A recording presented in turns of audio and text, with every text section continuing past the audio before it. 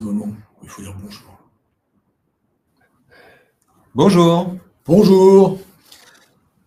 Bienvenue. Bienvenue à tous. Bienvenue sur ce nouveau webinaire de la UX Academy. On est très content de vous retrouver si nombreux avec nous. Moi, je suis Olivier. Et moi, c'est Mathieu. On va attendre un tout petit peu que les personnes arrivent. On est une quarantaine pour l'instant. Et on est avec Guillaume. On est avec Guillaume, Grenier. qui lui est déjà avec nous. Oui, bonjour. On va commencer peut-être par se présenter un petit peu. UX Academy. Allez, je vous dis un petit mot sur UX Academy. Pour ceux qui ne connaissent pas, et pour ceux qui connaissent, ça fera un petit rappel. On est un organisme de formation dédié à l'UX principalement. On propose des formations en présentiel et en visio sur tout ce qui concerne les problématiques de l'UX, l'accessibilité, même un peu d'intelligence artificielle, les landing pages, les questionnaires, bien sûr, comme on va le voir avec Guillaume, les méthodes de design UX, Figma, si vous êtes en verve et que vous avez envie de créer des maquettes avec Figma, les tests utilisateurs, qui est la grande spécialité de Wexperience. UX Academy a été fondée donc par Mathieu et moi-même, et également Wexperience, qui est une agence UX, si vous ne la connaissez pas, qui a été créée il y a 15 ans, et qui fait beaucoup d'audits et de tests utilisateurs pour des grands comptes du e-commerce. Voilà pour la présentation de UX Academy. On va présenter un petit peu notre invité. Aujourd'hui, Guillaume Grenier. Donc, on est avec Guillaume. Alors, j'imagine que beaucoup d'entre vous le connaissent déjà, à travers ses publications notamment. Donc, Guillaume, qui est un psychologue ergonome depuis 2001, il est docteur en psychologie ergonomique depuis 2006. Et actuellement, il est Senior Researcher au Luxembourg Institute of Science and Technology, le LIST, qui se trouve donc au Luxembourg. Il est auteur et co-auteur d'une soixantaine d'articles nationaux et internationaux. Il enseigne la psychologie du travail, la psychologie cognitive et l'UX, bien sûr, dans plusieurs universités, dont l'Université de Lorraine, l'Université libre de Bruxelles et la Hochschule für Technik und Wirtschaft des Saarlandes en Allemagne. Ça fait pas mal d'universités.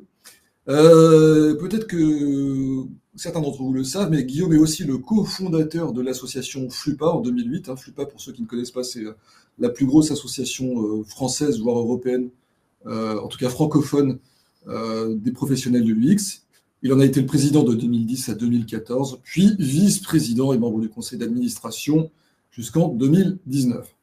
Mais c'est pas tout.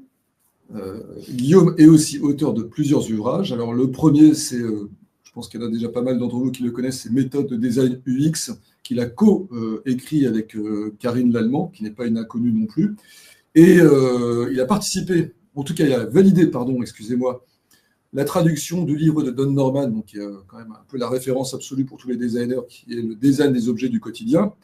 Et enfin, et c'est pour ça qu'il est avec nous aujourd'hui, il est auteur du livre Évaluer l'expérience utilisateur aux éditions Erol, dont on va, je n'en doute pas, parler allègrement aujourd'hui. Il ne vous aura pas échappé que c'est en lien direct avec le thème qu'on aborde aujourd'hui. Alors d'ailleurs, on a profité de cette sortie. On a imaginé de pouvoir offrir à 3 personnes qui seront encore avec nous à la fin de ce webinaire, qui seront tirées au sort, 3 exemplaires leur seront envoyés. Donc ça, on leur communiquera aux gagnants après le webinaire pour récupérer leurs coordonnées pour envoyer le livre. Alors, comment se passe ce webinaire? Eh bien, très simplement, comme toujours, vous attendez devant tout votre écran et vous écoutez. Non, plus sérieusement, Guillaume va nous faire une masterclass sur l'évaluation de l'expérience utilisateur à travers les questionnaires. On en a pour 20-25 minutes. Pendant ce temps-là, vous pourrez évidemment poser vos questions dans le chat. Alors, peut-être qu'on y répondra directement, ça dépend si c'est tout de suite en phase avec le sujet.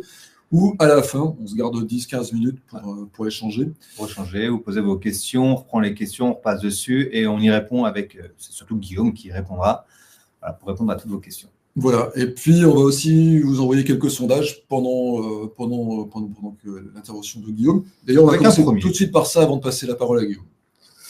Voici un premier sondage pour savoir qui, parmi vous, utilise déjà des questionnaires dans le cadre de ces projets. Alors, on va vous laisser répondre et puis on va pouvoir commencer avec toi, Guillaume. Ouais. Ok. Je démarre alors du coup, avant la réponse? Parfait. Merci beaucoup pour votre invitation, hein, Mathieu et Olivier. Ça me fait vraiment plaisir d'être ici. Donc, on va parler effectivement des questionnaires. Et puisque le titre de cette présentation, c'est « Quels sont les secrets des questionnaires UX ?» Eh bien, on va justement aller un peu dans les fins fonds comme ça des entrailles des questionnaires. Qu'est-ce qu'un questionnaire en fait? Par quoi il est construit? Par quoi il est constitué? Déjà, un questionnaire, c'est un ensemble d'items. Un item, ça peut être des questions. Hein. Par exemple, voilà, est-ce que vous trouvez ce site attractif? Ça peut être des phrases affirmatives. Je trouve ce site attractif. Et puis, dans ce cas-là, on dit je ne suis pas du tout d'accord ou tout à fait d'accord avec cette affirmation. Et puis, ça peut être également des différenciateurs sémantiques. Donc, déjà, c'est la base, avoir des items.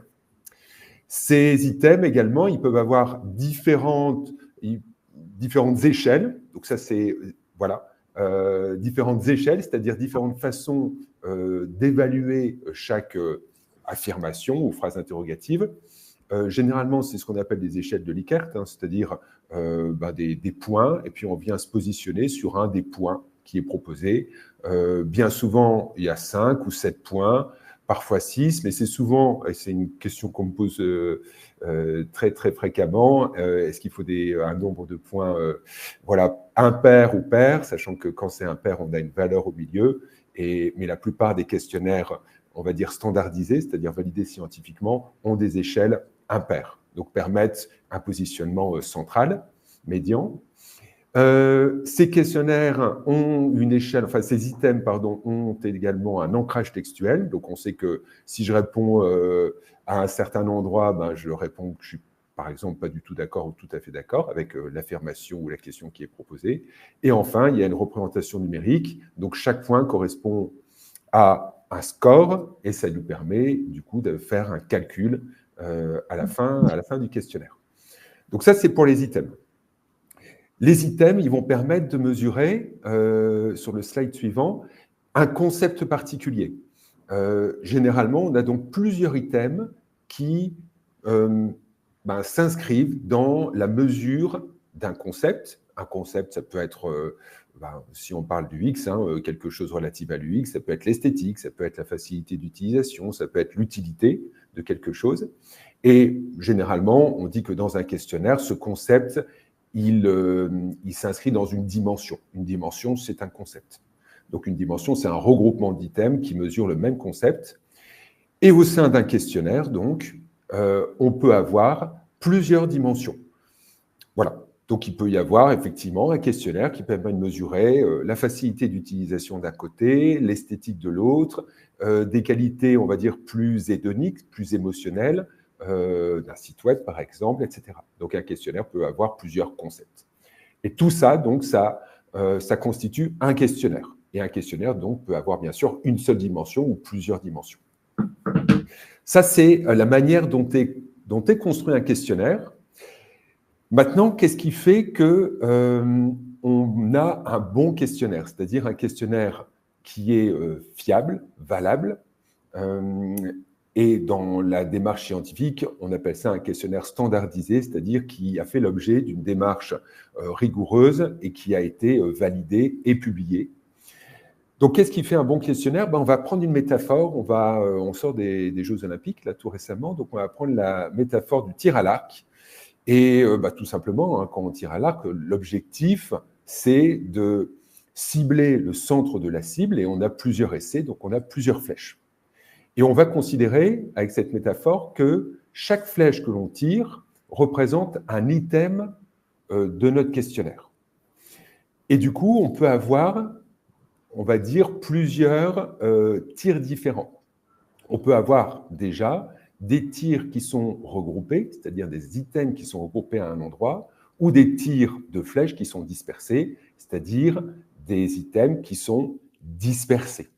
Alors, du point de vue d'un questionnaire, ça veut dire que si les tirs sont regroupés, si les items sont regroupés, ça signifie que les items mesurent le même concept. En fait, ils convergent vers quelque chose. On appelle ça, en statistique, une validité, La cohérence interne, plutôt, la cohérence interne, ça veut bien dire que les items sont cohérents entre eux. Ils mesurent le même concept. Si les tirs sont dispersés, si les items sont dispersés, eh bien, ça veut dire qu'on ne mesure pas vraiment la même chose, en fait. On peut toucher différents aspects d'une dimension, et ça, c'est embêtant. C'est ce qu'on appelle, du coup, pour un questionnaire, la fidélité, et ça se mesure par des tests psychométriques que je ne vais pas aborder ici, mais c'est une mesure très statistique, en fait, la fidélité.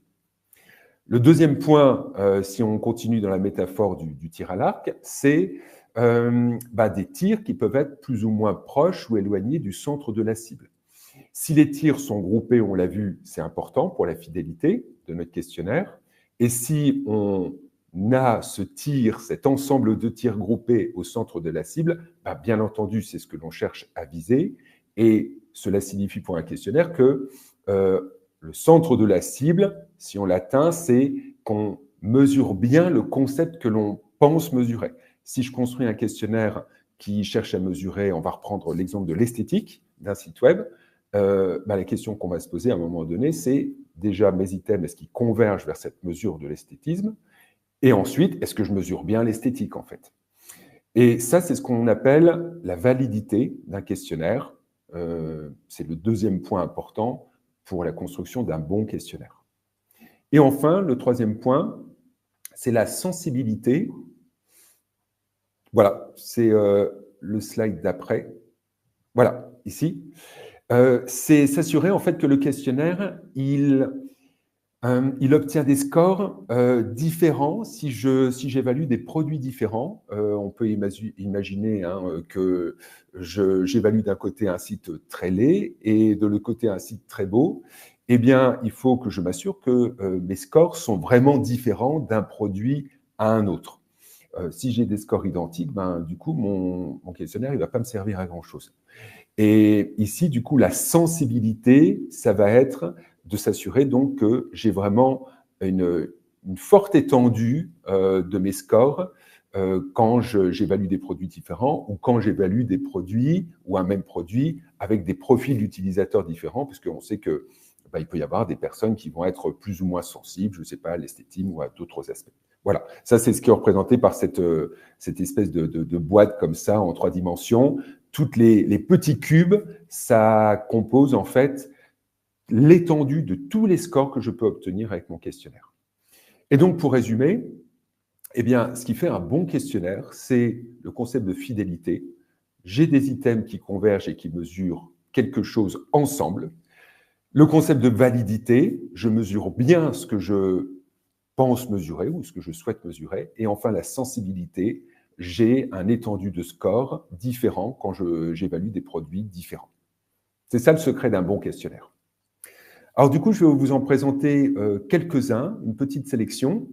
Très rapidement, donc il y a bien sûr beaucoup de détails que je ne vous donnerai pas ici, mais je suis prêt à répondre à vos questions, bien entendu. Et une fois que vous avez compris ces 3 critères, le questionnaire qui répond le mieux à ces critères-là, même s'il n'est pas sans défaut, c'est le premier questionnaire, le System Usability Scale. C'est le questionnaire le plus célèbre de loin, c'est-à-dire dans les publications scientifiques, on le retrouve partout. On en parle très souvent, il est assez ancien, il date de 1996, mais il est toujours très, très, très utilisé parce qu'il présente en fait de très, très bonnes qualités psychométriques, donc il est très fidèle, très valide et très sensible. Pour le décrire rapidement, c'est le slide suivant. C'est un questionnaire à 10 items. Il n'a qu'une seule dimension, c'est son inconvénient, c'est qu'il mesure l'utilisabilité. Donc, c'est un aspect de l'expérience utilisateur, mais il n'y a pas que ça dans l'expérience utilisateur. Donc, ça déjà, ça peut être un peu critiquable. Il mesure donc l'utilisabilité d'un produit. Il est sous forme de phrase affirmative. Il a 10 items, donc, et il a une échelle il utilise une échelle de Likert à 5 points. Donc, comme je vous l'ai dit, ses avantages, c'est qu'il a de très bonnes qualités psychométriques. Il est, dans sa formulation, adapté à plein de types de produits. Donc, ça peut être des produits physiques, mais aussi des produits numériques, sites web, applications mobiles, logiciels, ou même des services. Et puisqu'il est très, très utilisé, on a aujourd'hui, en fait, un grand référentiel. C'est-à-dire qu'on sait que dans telles conditions, appliquées à tel ou tel produit, il va obtenir tel score, et du coup, ça facilite grandement son interprétation. Son inconvénient, c'est qu'il a 10 items, et d'ailleurs, c'est souvent ça qui est critiqué, 10 items qui ne mesurent qu'une seule chose.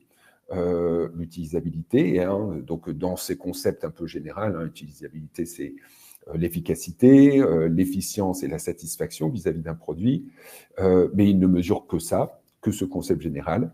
Et puis, du coup, puisqu'il a 10 items qui ne mesurent qu'une seule chose, il y a des items qui paraissent assez redondants, et puis les utilisateurs parfois disent « Ah, mais attendez, vous m'avez déjà posé cette question. » Bon, bien sûr, ce n'est pas vous qui posez la question, mais voilà, c'est comme ça qu'ils le perçoivent.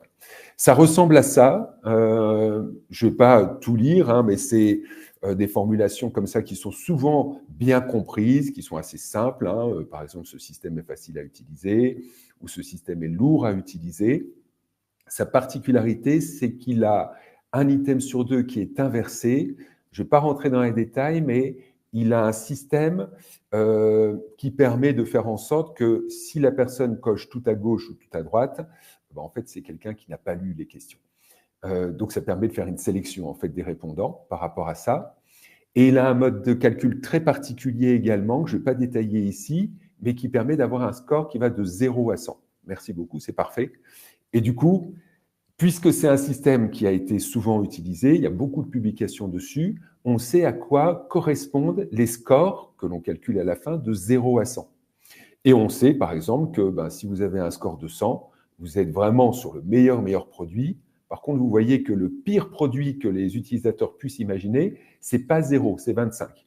Donc, si vous avez un score en dessous de 25, il faut vraiment vous inquiéter, vous êtes vraiment dans un très, très mauvais produit. Mais voilà, vous avez en fait des adjectifs qui permettent de vous dire, OK, mon système, voilà, j'ai un score de 80, je ne suis pas encore complètement excellent, mais voilà, j'en suis proche, il faut peut-être que je travaille encore mon produit pour l'améliorer. Ça, c'est le System Usability Scale, SUS. L'autre questionnaire aussi qui est assez connu dans le domaine de l'UX, c'est l'attractif parce que lui est vraiment axé sur la mesure de l'expérience utilisateur selon différents aspects. Pour sa fiche descriptive, c'est un questionnaire qui a 28 items. Du coup, on peut passer au slide suivant. Il mesure 4 dimensions, donc 4 aspects de l'expérience utilisateur. Les qualités pragmatiques, pour résumer, c'est tout ce qui est facilité d'utilisation, utilisabilité. 2 aspects des qualités hédoniques. L'hédonisme, c'est le principe de plaisir. On est plus sur des aspects émotionnels ici. Donc, qualité hédonique liée à l'identification. Est-ce que la personne, elle, partage des normes, des valeurs vis-à-vis du produit qu'on lui présente? Et les qualités hédoniques stimulation, est-ce qu'on trouve que le produit qui est présenté, il est attrayant, attractif, stimulant, beau, etc. Et puis, il y a une dernière dimension liée à l'attractivité globale. C'est une mesure générale, on va dire, de l'expérience du produit. La particularité de l'attractif, c'est que ce n'est pas des phrases affirmatives, c'est des différenciateurs sémantiques, c'est-à-dire c'est 2 mots qui s'opposent, des couples de mots, et les mots s'opposent. Et on doit se positionner vers l'un ou l'autre de ces mots sur une échelle à 7 points. Donc, on vient cocher, voilà, je suis plutôt d'accord avec ce mot-là ou plutôt d'accord avec l'autre mot ou entre les deux. Ces avantages, c'est qu'ils mesurent en fait vraiment plusieurs aspects de l'expérience utilisateur. Il y a un modèle derrière l'attractif qui est assez complet, sur lequel les auteurs ont beaucoup travaillé et qui présente donc une vue globale de l'expérience utilisateur. Donc ça, c'est vraiment intéressant. Il s'applique à beaucoup de types de produits, à des sites web, à des produits physiques, à des services. Donc ça aussi, c'est pas mal. Et il a plusieurs façons de présenter les résultats, et ça aide beaucoup dans la communication justement des chiffres auprès de clients, par exemple, pour comprendre qu'est-ce que ça signifie les scores qu'on a obtenus. Ses inconvénients, c'est qu'il est un peu long, 28 items, ça commence à prendre du temps. Il faut considérer en moyenne qu'une personne répond en 10 à 15 secondes par item. Donc, vous faites le calcul, ça fait 28 divisé par 4, on va dire. Ça fait environ 6-7 minutes. Donc, ça peut devenir un petit peu long. Et puis, il y a certains items aussi qui sont parfois difficiles à comprendre et qui, parfois même, ne correspondent pas bien au produit qu'on évalue. Par exemple, il y a un item qui demande si on trouve que le produit me sépare des autres ou me rapproche des autres. Ben, si on est sur je sais pas, un produit du secteur bancaire, par exemple, ben, ça n'a pas beaucoup de sens, en fait. Est-ce que ça me sépare ou on me rapproche? Et du coup, il y a certains items où les utilisateurs sont un peu démunis, ils ne savent pas quoi répondre. Dans ce cas-là, il faut les inviter à cocher au milieu. Il ressemble à ça, ce questionnaire, donc c'est à nouveau des couples de mots, et puis on vient se positionner. Il a beaucoup d'items inversés, c'est-à-dire des items qui sont dans le sens inverse d'autres items, à nouveau pour éviter que les personnes viennent cocher soit tout à gauche, soit tout à droite. Voilà, donc il y a un mode de calcul où il faut être vigilant sur ces items inversés. Mais ça, c'est souvent décrit dans les articles ou dans le livre, bien sûr, que j'ai écrit là-dessus. Et pour présenter une façon de représenter les scores, sur le slide suivant, on a ce qu'on appelle un portfolio, c'est-à-dire... vous pouvez passer au slide suivant. Excuse-moi, juste parce que j'ai une question qui est vraiment précise sur une incompréhension. Je pense que c'est plus simple à prendre maintenant. Oui.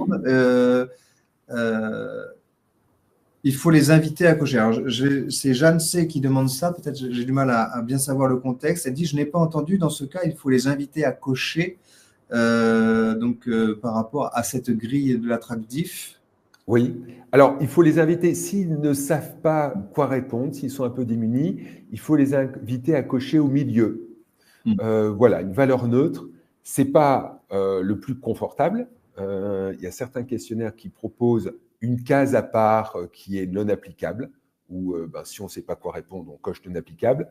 Mais ce questionnaire attractif, il ne propose pas ça. Donc, il ne faut pas le faire. Il faut vraiment l'utiliser tel que les auteurs l'ont conçu. Et dans ce cadre-là, voilà, la meilleure politique, c'est soit leur dire de cocher au milieu, soit de ne pas répondre à cet item-là. Du coup, on ne le prendra pas en compte dans les calculs.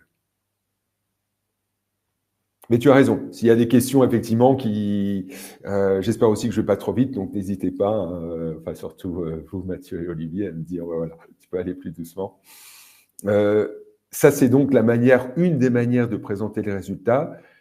L'avantage, c'est qu'il y a 9 cases avec des adjectifs, avec des orientations, des conclusions sur le produit qui est évalué. C'est des cases qui ont été définies par les concepteurs du questionnaire. En fait, on vient positionner les deux mesures, qualité hédonique et qualité pragmatique, sur les deux axes. Et puis, du coup, on a un point qui vient nous dire, voilà comment est évalué notre système. Est-ce qu'il est le best, le meilleur, c'est tout en haut un système qui est souhaité. Mais ici, on a orienté vers la tâche. On ne voit pas bien ici parce que c'est une représentation assez visuelle que j'ai extrait du site officiel de l'attractif. Mais en fait, on a bien sur les deux axes des scores qui vont de 0 à 7. En fait, ça va de -3 à +3 en passant par 0. Donc, on a bien 7 points. Et du coup, les calculs que l'on fait, c'est bien sur 7 et on vient positionner ce petit point. Bon. On peut passer du coup au questionnaire suivant, qui est un questionnaire que j'aime bien parce qu'il est très complet pour l'évaluation d'un site web. C'est le Design Oriented Evaluation of Perceived Usability, le DEEP. Ce questionnaire-là, donc, il est vraiment axé sur l'utilisabilité d'un site web, mais son avantage, c'est qu'il a plusieurs dimensions, 6 dimensions. Les auteurs, en fait, de ce questionnaire expliquent qu'ils ont souhaité mettre en place un questionnaire qui donne des indications sur les choses à corriger de notre site web. Parce que parfois, on a un score, comme pour le SUS, on sait que notre système est bon ou mauvais, mais qu'est-ce qu'il faut faire pour l'améliorer? On ne sait pas trop. Ici, l'objectif, c'est de donner des scores qui permettent de dire, OK, par rapport à ces 6 dimensions, qui sont les 6 principaux facteurs de facilité d'utilisation d'un site web, qu'est-ce qui va, qu'est-ce qui ne va pas? Donc, est-ce que c'est lié au contenu? Est-ce qu'on a une bonne structure et une bonne architecture de l'information? Est-ce qu'on a un bon système de navigation? Est-ce que les personnes arrivent à passer d'une page à l'autre, etc. facilement? Est-ce que c'est un site web qui demande un effort cognitif important, etc. On a 6 dimensions comme ça, 6 aspects très précis. On a des phrases affirmatives et des échelles à 5 points. Et avec ce questionnaire, on a cette fameuse case non applicable, c'est-à-dire que la personne, elle a son joker, elle peut en avoir plusieurs. Si elle ne sait pas quoi répondre à une affirmation, ben, elle peut cocher cette case. Pour moi, c'est non applicable. Cette question ne s'applique pas au site que je dois évaluer. C'est donc un questionnaire qui est très fidèle, très valide. Il est assez sensible. Ce n'est pas le plus sensible, mais il est assez sensible. Il permet donc d'identifier, comme j'ai dit, plusieurs points d'amélioration et il s'applique également, et je l'utilise dans mon cas, il s'applique aussi très bien aux applications mobiles parce que les applications mobiles, tout qu'on le fait, elles ont des logiques qui sont très proches des sites web. Navigation, perception des contenus, etc. Son inconvénient, c'est qu'il est peu connu ou assez peu connu, donc il est peu utilisé, ce qui veut dire qu'il y a assez peu de référentiels. On ne sait pas trop, même si les auteurs donnent des indications assez claires, mais on ne sait pas trop sur tel site quel type de score je vais obtenir. Est-ce que si j'ai, je ne sais pas, une moyenne de 4, ça veut dire que c'est très très bien ou que c'est moyen, etc. Donc j'ai assez peu d'éléments de comparaison puisqu'il est peu utilisé. Et enfin, il ne mesure que les aspects liés à l'utilisabilité, donc on n'est pas sur la dimension générale de l'expérience utilisateur avec des aspects plus émotionnels. Il ressemble à ça. Ici, on ne voit peut-être pas grand-chose, mais ce qui est important de voir, c'est qu'on a bien nos 6 catégories. Dans nos catégories, donc nos dimensions, on a plusieurs items, de 3 à 4. Et puis voilà, la personne vient simplement, pour chaque affirmation, dire si elle n'est pas du tout d'accord ou tout à fait d'accord. On peut obtenir ce type de représentation de résultats avec ici un radar avec pour chaque dimension un score.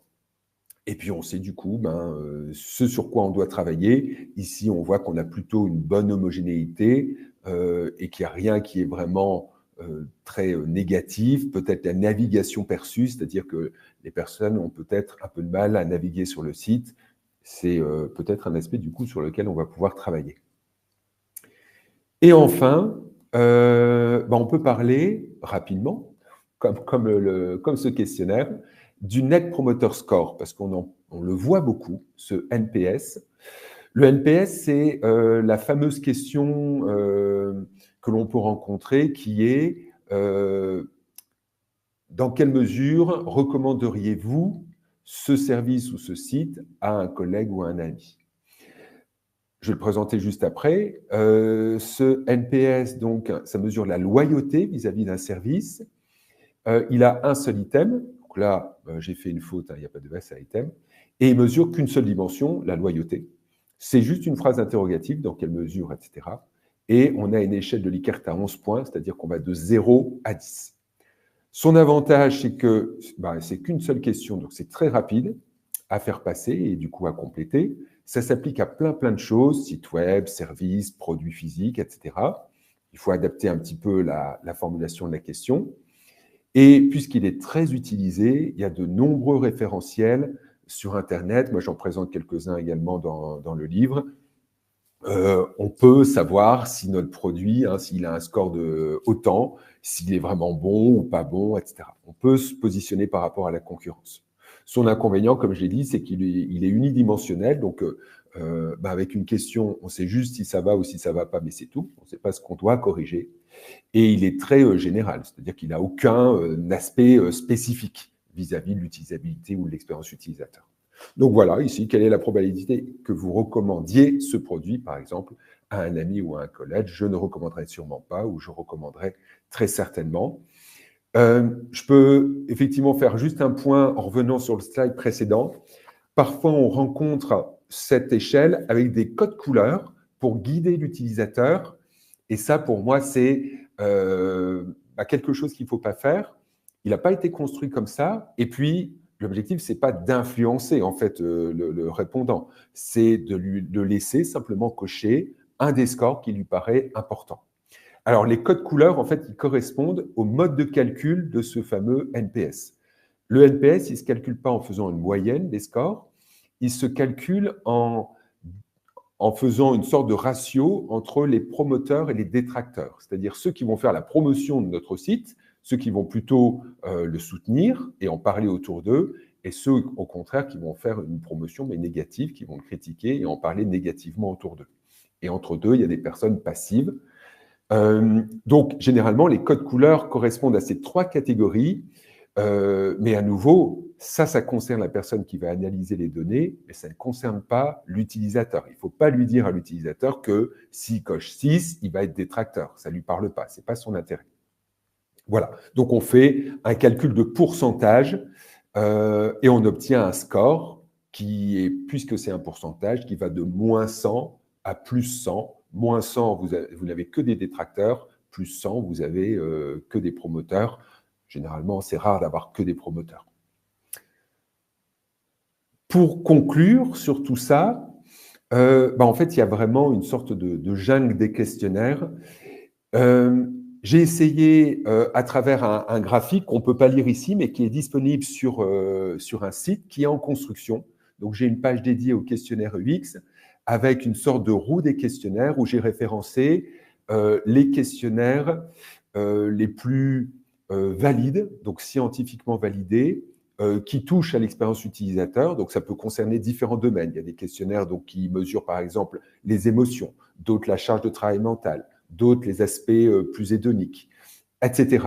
Il y a des questionnaires également dédiés à des produits très particuliers, les sites web, on en a parlé, mais aussi ça peut être, je pense à un questionnaire qui mesure les sites d'écotourisme. Donc c'est vraiment axé sur la perception de l'écotourisme du site, et c'est même les voyages. L'écotourisme, c'est destiné aux voyages, etc. Donc ici, dans cette roue des questionnaires, vous pourrez retrouver un ensemble de questionnaires que je suis en train de décrire sur la même page, donc que vous retrouverez toujours en fonction, sur le lien. C'est pour ça que j'ai mis cette petite icône. Soyez tolérants. Petit à petit, j'agrémente cette page pour vraiment référencer tous ces questionnaires-là et les décrire et les laisser en téléchargement. Mais j'en suis pas encore, ça demande pas mal de travail et voilà. Je fais de mon mieux, mais en tout cas, vous aurez au moins un premier panorama avec ces trous et avec déjà les questionnaires en ligne. Je pense que j'ai fait le tour et je suis disponible pour toute question. Écoute, Guillaume, merci beaucoup pour cette brève présentation, parce que ça n'est qu'un aperçu déjà de ce qu'il y a dans ton livre et aussi dans les formations que tu délivres pour la UX Academy. Et alors moi, j'ai trouvé ça super intéressant. Alors, je les connaissais déjà tous, ces questionnaires, mais j'ai quand même appris des choses aujourd'hui, donc ça m'a fait vraiment plaisir. Super. Du coup, je pense que les gens ont quelques questions, donc on va peut-être les reprendre. Moi, j'en ai déjà pas mal, mais on va prendre celles qui ont été posées. Je les ai mises dans les favoris. Mathieu. Ouais. Mais il y en a d'autres qui arrivent, donc je les prends également. Déjà, on va prendre celles qu'on avait mises en favoris pour commencer. Également, ok. Alors, j'y vais, et après tu... Exactement. Ouais. Déjà, je pense que la première question qu'on avait, c'était celle de Julie B, alors qui est une vraie question qu'on a souvent, les questions abondent, qui est une vraie question qu'on a souvent nous-mêmes en test. C'était, je pense, pour le questionnaire, le SUS, inverser les items en positif et négatif, mais le répondant en difficulté ou pas. C'est-à-dire que, en fait, est-ce que c'est pas imposer un effort cognitif un petit peu complexe que d'inverser des questions? Alors, bon, moi, je pense que la réponse... Enfin, je vais te laisser répondre, Guillaume, et puis... Voilà. Oui, moi, je trouve que les items inversés, c'est assez problématique. Je ne vais pas entrer dans les détails, mais il y a même des publications, des recherches qui ont montré que tout compte fait, avec ce fameux SUS, où il y a un item sur deux inversé, c'est comme s'il y avait deux questionnaires en un. L'un avec les items normaux, l'autre avec les items inversés. Donc, c'est une vraie problématique, les items inversés. Moi, je ne suis pas très favorable aux items inversés. C'est un très bon moyen de détecter les réponses aberrantes, mais il y a un autre moyen qui est de mettre ce qu'on appelle une question d'attention, c'est-à-dire que dans le questionnaire, entre les items, à un moment donné, on demande à la personne, c'est une question d'attention, cocher, par exemple, le score 3.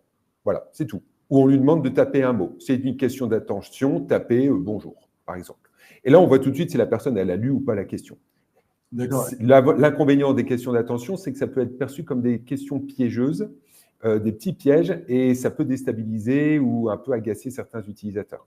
Mais pour revenir aux items inversés, c'est certain que ça peut poser problème. Ça demande un peu plus d'effort, effectivement, aux utilisateurs. Pour ceux qui analysent aussi les questionnaires, le SUS, à nouveau, j'insiste là-dessus, il ne faut pas faire une moyenne des scores aux items. Il y a un mode de calcul très particulier. Mais sinon, pour tous les autres questionnaires qui ont des items inversés, il faut les remettre dans l'ordre. Donc, il faut dire que si la personne a coché 5, ça veut dire 1, etc.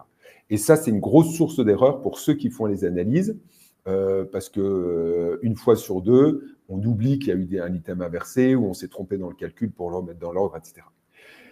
Maintenant, pour conclure sur cette question, puisque les questionnaires sont construits comme ça et certains donc contiennent des items inversés, il faut les garder tels quels. Ils ont été validés avec ces questions inversées. Et si on veut garder justement la qualité psychométrique de ces questionnaires, on ne peut pas les reformuler, ces questions-là. Mais oui, ça peut poser problème. D'accord. D'ailleurs, ça m'amène à une autre question. Ces questionnaires, tu déconseilles de les retravailler, de les adapter. En fait, il faut les prendre tels quels, sinon on risque de les biaiser, c'est ça? Oui, il faut les items, on peut changer. Si on parle de système, on peut l'adapter. On peut dire, ben voilà, le site de Wexperience est, etc. Donc ça, il n'y a pas de souci. On peut modifier cette appellation, mais les mots utilisés pour la phrase, hein, pour l'item, il faut les garder tels quels. Hein. Il y a tout un gros travail de validité et du coup, il ne faut pas les corriger. Par contre, ce qu'on peut faire, il ne faut pas non plus supprimer d'items parce que dans ce cas-là, on va biaiser la fidélité en fait du questionnaire. Ce qu'on peut faire en revanche, c'est ne conserver que des dimensions. Par exemple, se dire, si je prends le DIP, il a 6 dimensions, se dire, bah, moi, je ne souhaite évaluer que la qualité de mon contenu, par exemple, eh bien, je prends juste la dimension qui mesure la qualité du contenu avec tous les items compris dans cette dimension. Peut-être je reviendrai sur… Vraiment, au tout début, tu as parlé des tests psychométriques et on avait Paul qui demandait si c'était abordé dans ton ouvrage. Oui. Alors, j'explique en fait ce que c'est que ces fameux tests psychométriques. Par exemple, la fidélité, elle se calcule avec quelque chose qui s'appelle l'alpha de Cranbach ou l'oméga de McDonald. C'est des calculs statistiques. Il y en a d'autres, hein, mais ça, c'est les plus courants. Et oui, je les explique dans l'ouvrage quels sont les tests psychométriques qui permettent de valider les questionnaires. En fait, qu'est-ce qui fait qu'on a un questionnaire validé? Et je vais plus loin dans ces tests psychométriques. J'ai une autre question très intéressante, je trouve, de Nathalie, si j'arrive à lire, parce que je n'ai pas mes lunettes, désolé. C'est une question qui concerne en fait la mesure de l'expérience globale. Alors, elle parle de Figital, donc l'expérience à la fois physique et à la fois numérique, qui impliquerait en fait plusieurs solutions digitales. Donc, on peut imaginer en fait une expérience où on passe du mobile à l'écran, à un magasin, par exemple. Est-ce qu'il existe des questionnaires ou est-ce que tu aurais des conseils à donner pour mesurer ce type d'expérience? Oui, c'est une bonne question. Alors, comme ça, je ne connais pas de questionnaire qui puisse mesurer tous ces aspects très différents. Moi, spontanément, ce que je ferais, c'est que j'utiliserais plusieurs questionnaires. Ça, il n'y a aucun souci. Hein. Du coup, on aurait des mesures très fines de chacun de ces aspects. Mais je ne connais pas de questionnaire qui mesurerait cette expérience avec toutes ces facettes-là, avec toute cette globalité. Voilà, donc je choisirais plusieurs questionnaires, quitte à prendre à nouveau peut-être une dimension d'un questionnaire pour éviter d'avoir quelque chose de trop lourd. Ok, et alors on a une question qui concerne la condition de réalisation de ces questionnaires, et je trouve qu'elle est très pertinente aussi. Combien de répondants? Parce qu'on parle de quoi? De 5 ou 10 personnes, 12, 20? Ou est-ce que ces questionnaires sont valables uniquement à partir de 100, 200 personnes concrètement? Oui, là aussi, c'est une très bonne question qui est très courante et c'est normal, c'est très légitime de se la poser. Alors, moi, je suis très pragmatique. Je trouve et je fais des tests sur très peu de personnes par moment.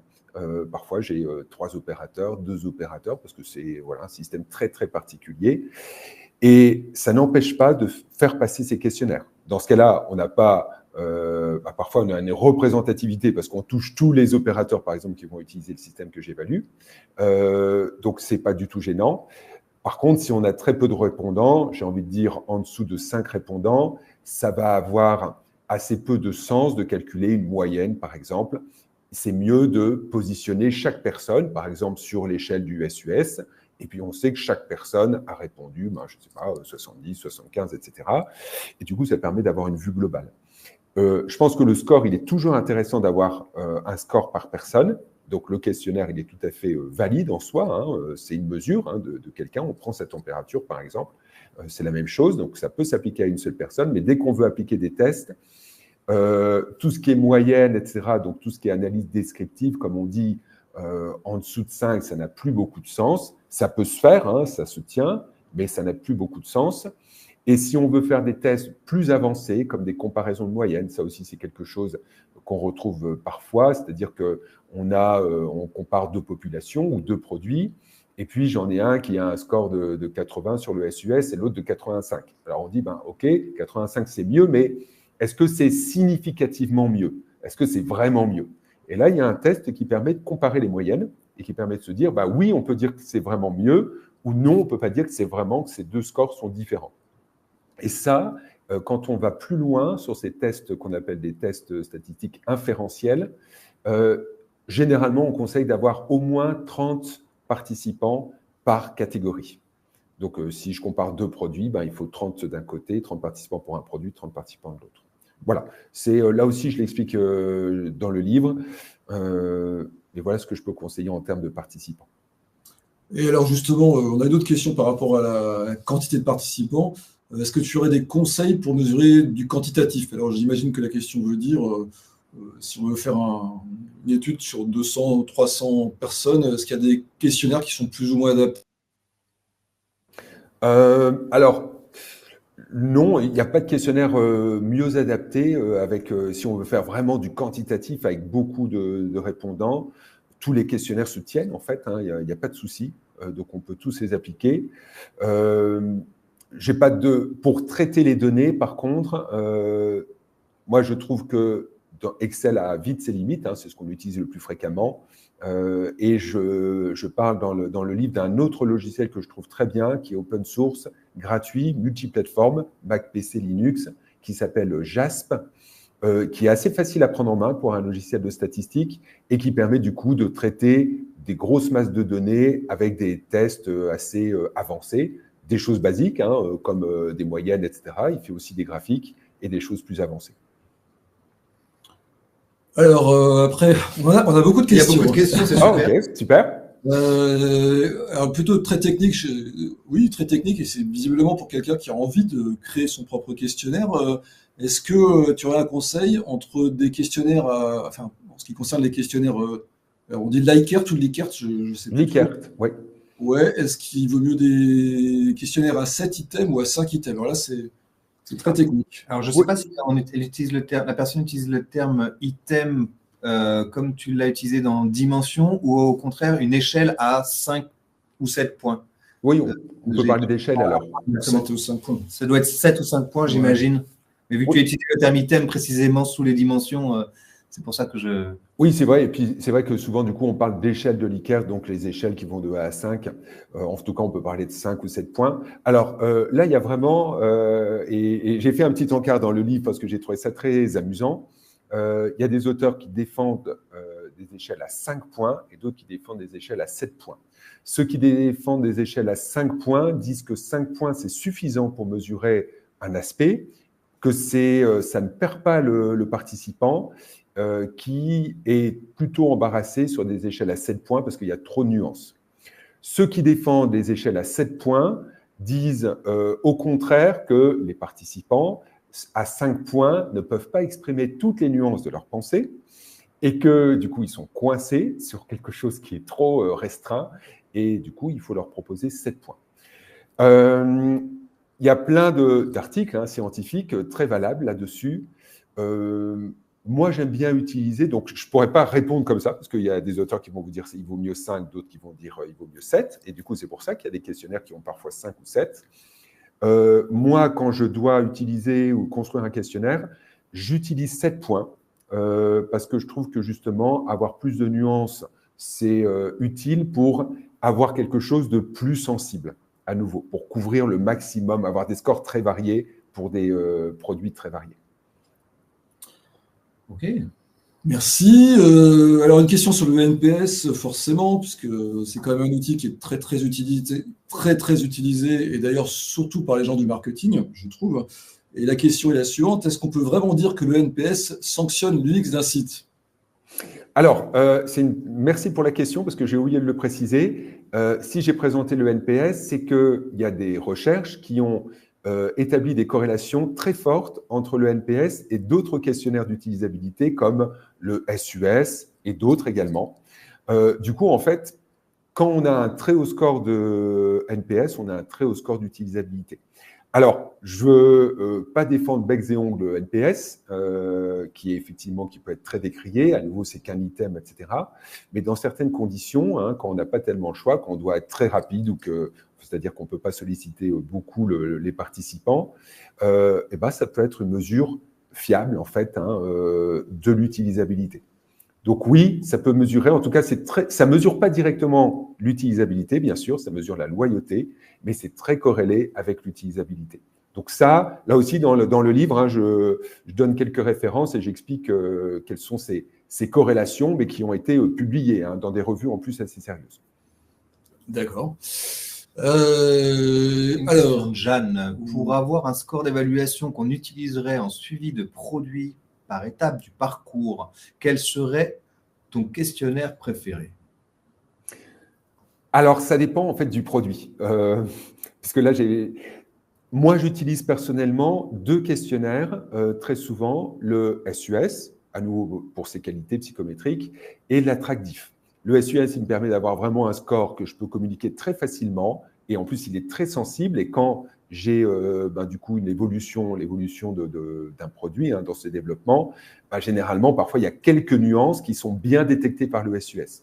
Et j'utilise en parallèle, en plus, l'attractif qui me permet d'avoir une dimension plus donc hédonique, hein, plus expérientielle. Et du coup, je peux communiquer sur un score d'utilisabilité et je peux communiquer sur un score voilà, plus expérientiel avec l'attractif, sachant que j'utilise du coup l'attractif dans sa version à 10 items. C'est une version réduite qui a quelques inconvénients parce qu'il n'est pas très, on va dire, fiable du point de vue psychométrique, mais il existe et tant qu'il existe, on peut l'utiliser. Donc, voilà. Donc, l'attractif à 10 items et le SUS, c'est ce que j'utilise pour mesurer l'évolution des développements. On a encore 3 questions. On va essayer de les couvrir. Comme ça, on aura pu répondre à toutes vos questions. On a Audrey qui demande si vous recommanderiez de passer ces questionnaires lors d'entretiens de test et où peut-on les envoyer via un formulaire à un très grand nombre d'utilisateurs. Est-ce qu'on est plutôt en présentiel, on soumet le formulaire ou est-ce qu'on le diffuse très largement? Qu'est-ce qui est recommandable? Alors, pour moi, les deux. Ça dépend à nouveau de nos besoins. Moi, j'utilise dans les 2 cadres. Faire passer à l'issue d'un test, je trouve que c'est un test utilisateur. Hein, du coup, je trouve que c'est une très bonne façon de clore le test. La personne, elle se retrouve, après avoir parlé avec elle se retrouve plus à faire une sorte de synthèse de son expérience. Je lui demande par contre de répondre sur le moment. Donc, je lui envoie pas un lien parce que je veux vraiment capter ses scores, son impression du moment. Donc, elle remplit, hein, parfois je lui donne, je sais pas, une tablette ou elle se connecte à un site et puis elle répond, mais avec moi, je lis pas bien sûr les items, mais elle est là en présence à la fin du test. Ça, c'est une chose. Et ensuite, bien sûr, le diffuser à un grand nombre de personnes. Ça, on l'a fait, je pense, je peux les citer, avec l'ONICEP. Sur le site de l'ONICEP, on a mis un lien il y a 2 ans sur la page d'accueil. Les personnes pouvaient du coup répondre à un questionnaire, enfin une grande enquête, et dedans il y avait un questionnaire d'utilisabilité, il y avait le DIP, et ça a permis de collecter des centaines de réponses. Donc les deux fonctionnent. Ok, je pense que ça répond aussi, je pense pas me tromper en disant que ça répond aussi à la question de Jeanne qui s'intéressait à savoir la fiabilité de ce type de questionnaire donné lors d'un protocole de test utilisateur. On vient d'en parler exactement, de 6 à 8 à 12 par exemple, tout échantillon comme ça. Donc, je pense que voilà, on a pu voir ça également. Oui. Peut-être moi, je pensais à une question parce qu'on en a parlé en préparant ce webinaire. Au final, le plus populaire et pourquoi il est fiable, c'est lequel? Le plus populaire et le plus fiable, c'est le SUS, mais qui a ses inconvénients, donc, qui est assez restreint, qui ne mesure pas toute l'expérience utilisateur. Mais voilà, pour moi, c'est le SUS. Et c'est toujours celui, malgré son ancienneté, toujours celui qui est le plus utilisé. Il y a des centaines de publications qui utilisent le SUS sur tout type de produit. C'est assez impressionnant. Ok, puis... on prend une dernière ? Oui, dernière question. Quel questionnaire à préconiser pour un dashboard complexe? Alors, j'imagine un dashboard d'une application métier ou d'un service en SaaS. Alors Alors, ça dépend bien sûr à nouveau du produit qu'on veut évaluer. Je pense que, je pourrais dire que si on a plusieurs mesures, si on doit très souvent solliciter les participants pour que on puisse avoir une évolution assez fine, dans ce cas-là, on va privilégier un questionnaire le plus court possible. Il en existe. Il y a des versions plus courtes du SUS à 4 items, voire à 2 items. Mais du coup, maintenant, vous avez compris que moins j'ai de flèches, moins je vais être fidèle, plus ça va faire diminuer la fidélité de mon questionnaire. Donc, moins je vais être sûr de vraiment mesurer ce que je suis censé mesurer. En tout cas, mes flèches peuvent partir un peu dans tous les sens. Mais voilà, il y a d'autres questionnaires qui sont courts. Moi, je privilégierais un questionnaire assez court, mais ça dépend à nouveau du produit. Si j'ai un produit très spécifique, il va falloir que je choisisse mon questionnaire par rapport à mon produit, bien sûr. C'est ça le plus important. Écoute, on a eu pas mal de questions, donc je pense qu'on a déjà fait un sacré tour du sujet. Avant de conclure, alors juste, on va parler un peu de formation quand même, puisque tu es aussi formateur à la WEX Academy, Guillaume. Donc voilà, on voulait vous parler quand même, vous présenter très brièvement les 3 formations qui sont proposées par Guillaume, avec notamment l'introduction aux méthodes de design UX qui reprend les méthodes en fonction des différentes étapes, que ce soit l'exploration, l'idéation, la génération et l'évaluation. On a aussi un focus vraiment sur les techniques d'idéation. Et puis aussi, alors là, on est en plein dans le sujet d'aujourd'hui sur l'évaluation d'une UX au moyen des questionnaires. Avec, on est sur des formations de 2 jours. Donc, à noter que, on n'a pas précisé, mais WEX Academy est un organisme de formation certifié Calliope. Donc, voilà. Ça, c'est des formations que vous retrouvez sur notre site. N'hésitez pas, si vous avez d'être intéressé, pour suivre, pour pouvoir apprendre auprès de Guillaume. C'est quand même pas dommage, comme on dirait. Pas dommage. Et je précise, formation en visio ou en présentiel, bien sûr. Et contactez-nous pour les dates, pour qu'on puisse organiser des sessions. Soit vous êtes dans une entreprise à plusieurs et on peut organiser quelque chose pour vous dans l'entreprise, soit vous êtes en individuel, salarié d'une entreprise. Contactez-nous aussi. On verra comment on peut s'arranger avec vous. Oui, alors... On voulait vous parler aussi de cet espace. Peut-être certains ont déjà pu le parcourir ou d'autres, c'est complètement... voilà, c'est le Discord où on a notre coach. Voilà, notre coach, on a créé un espace Discord pour échanger sur les problématiques d'UX et en fait sur toutes les problématiques qu'on aborde dans notre catalogue de formation. Donc Discord, vous connaissez pas, mais si vous connaissez, vous pouvez déjà vous y inscrire tout de suite en suivant le lien ou en scannant le QR code qu'on a mis devant vous. C'est un espace en fait communautaire. Vous allez pouvoir retrouver en fait plusieurs choses.